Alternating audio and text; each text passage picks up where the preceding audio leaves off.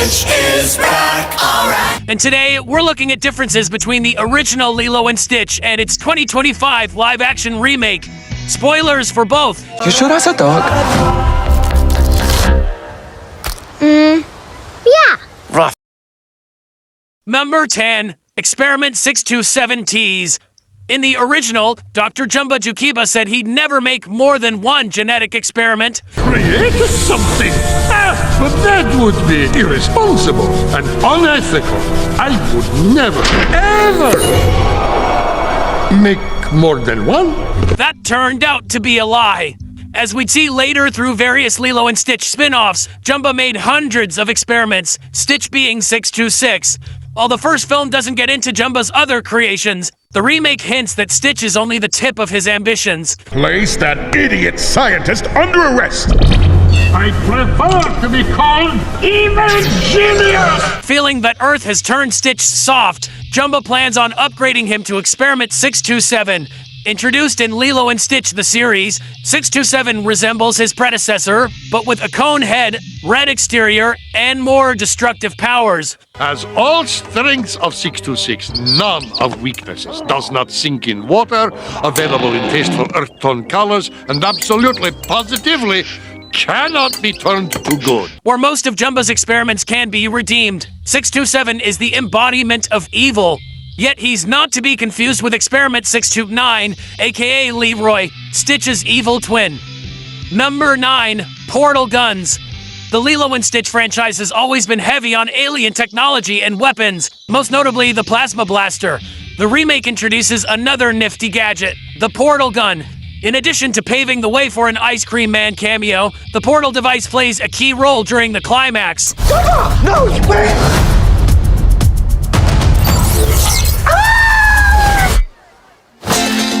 It also guarantees that Lilo and Nani will never be too far apart, even when the latter goes to college. Of course, the portal gun does raise a few questions. Namely, why don't Jumba and Pleakley just make a portal into the Pelikai household at night and snatch Stitch while he's sleeping? There's no instruments. There's nothing here. And are you enjoying the hotel? Oh, I'm so glad you asked. I mean, I'm obviously being sarcastic. Go! Systems go. Engage. For that matter, why travel to Earth on a spaceship when you have portal technology? In any case, we get some funny sight gags. Number 8, more close calls. The remake raises the stakes with 2 near-death experiences. What happened? Some Lolo must have stuffed us in a barrel. Where's Stitch? Get off of her! what happened? Stitch dragged her down! Like in the first film, the titular characters have a surfing accident when Jumba and Pleakley try to capture Stitch. This time, though, Lilo is rushed to the hospital. Lilo quickly rebounds, but Nani is left to contemplate whether she's truly capable of raising her sister. I know you're trying, Nani, but you need to think about what's best for Lilo. Even if it removes you from the picture.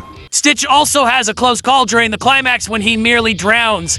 Although Stitch is practically indestructible, water is his greatest weakness. Unable to float, he sinks to the bottom of the sea like a rock. He's unconscious, but I think he's alive.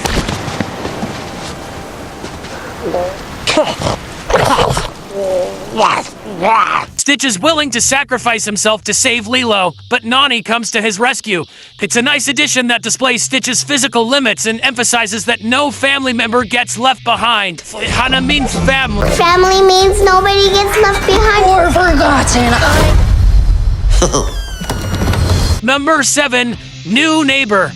In the animated version, Nani takes care of Lilo on her own with some occasional help from David, her friend / sorta boyfriend. Hey, I might not be a doctor, but I know that there's no better cure for a sour face than a couple of boards and some choice waves. What you think? Although David remains essentially unchanged, the remake introduces his grandma Tutu, played by Amy Hill. Living near Lilo and Nani, Tutu becomes something of a surrogate grandmother to the sisters, helping out when she can. What is that? A dog, I think. Looks like some kind of baby bear that come out of the trash. While this character is new to the franchise, Hill is no stranger to Lilo and Stitch.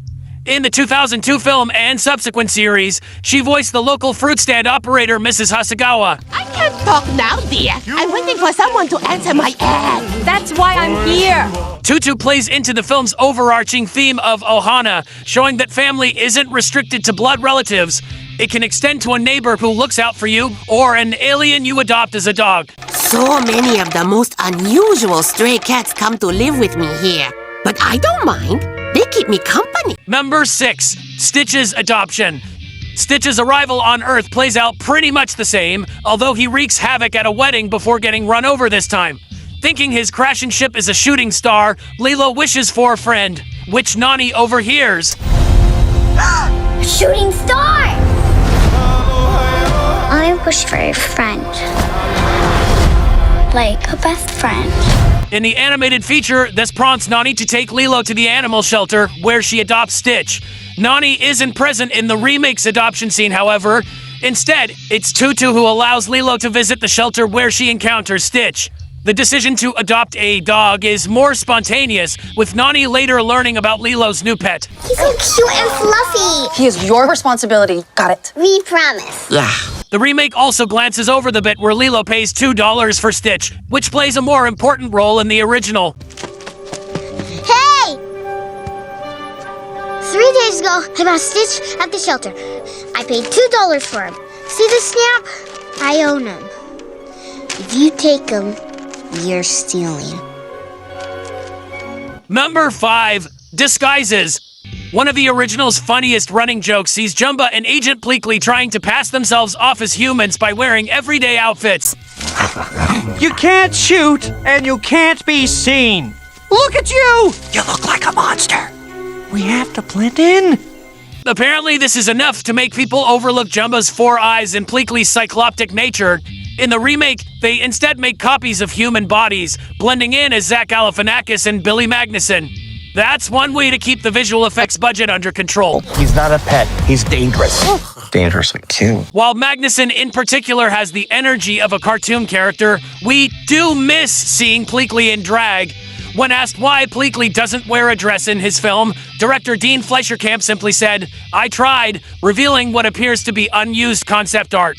Isn't it weird how 2002 feels more progressive than 2025? I have had people message me, why is Pleakley not wearing a dress? And I just want to say, I tried. Number 4, Cobra Bubbles. Cobra Bubbles is an enigma when he arrives in the animated film, looking more like a secret agent than a social worker. As it turns out, Cobra used to be with the CIA, meeting the Grand Councilwoman at Roswell in the 70s. You look familiar. CIA, Roswell, 1973. Ah, yes. You had hair then. He also saved Earth by convincing the aliens that the planet was a mosquito nature reserve. The remake keeps most of these elements, but switches them around. Cobra is still working for the CIA, tracking down Stitch after his ship crashes. Agent Cobra Bubbles, we have a blue dog to catch. The social worker assigned to the sister's case is a new character named Mrs. Kikoa, played by Nani's original voice actress, Tia Carrere. You play a social worker trying to get Nani back on track. Yeah, right? in the first one, I'm like, please don't take my sister away, social services, and now I'm the social services lady trying to take her away. Oh, no! Cobra later goes undercover as another social worker to infiltrate the Pelikai household, eventually deciding to help the family.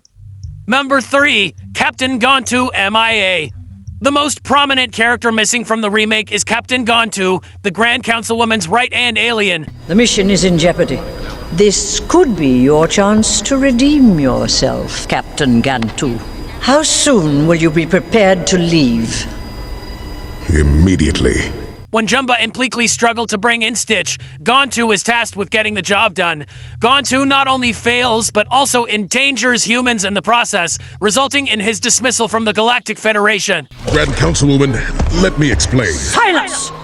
I am retiring you, Captain Gantu. This sets Gontu up to become a major antagonist in future stories, teaming with Jumba's former partner, Dr. Jacques von Hamsterville, and Experiment 625, aka Ruben. It's unclear why the remake scrapped Captain Gontu, although we can't help but wonder if it was a budget issue. The film only cost $100 million, significantly less than some other Disney remakes. Maybe they just couldn't afford to have another entirely CGI character. The Council has banished you to exile on a desert asteroid. So relax. Enjoy the trip. Number 2, no redemption for Jumba. Gantu isn't present, but the remake needed somebody to fill that void in the climax. This is where Jumba comes in. His only instinct to destroy everything he touches! So it is a monster. Just a little one. Aside from lacking a Russian accent, Jumba has no redemption arc here. In the original, he engages in combat with his creation, destroying Lilo and Nani's house. Look, we're close. Wait, it's moving. Come on. Let's go, we gotta go. Oh, look, it's the Grand Councilwoman. Don't answer that, Councilwoman. Not now. When Gantu takes Lilo, though, Stitch convinces Jumba to help rescue her. The remake's Jumba isn't so easily persuaded. He's colder, viewing attachments as a weakness. After capturing Lilo, Jumba is taken in and escorted back to space. The OG Jumba receives a much happier fate, remaining on Earth with Pleakley, where both become members of Lilo and Nani's family. We guess the remake also shoots down the theory of Jumba and Pleakley being a couple. Well, it looks like we have all the rings here today. The wedding ring, the suffer ring, and the torture ring. Oh, what a joyous day. They were really good parents. Hey, I changed my mind. What's that? I like you as a mom, too. The remake provides more background details about Nani, however. In addition to fleshing out her experience as a surfer, it's revealed that Nani aspires to be a marine biologist. She even gets into her dream university. After tragedy strikes, though, Nani makes Lilo her top priority. At the same time, Nani questions if she's what's best for Lilo. I like you better as a sister than a mom. Yeah?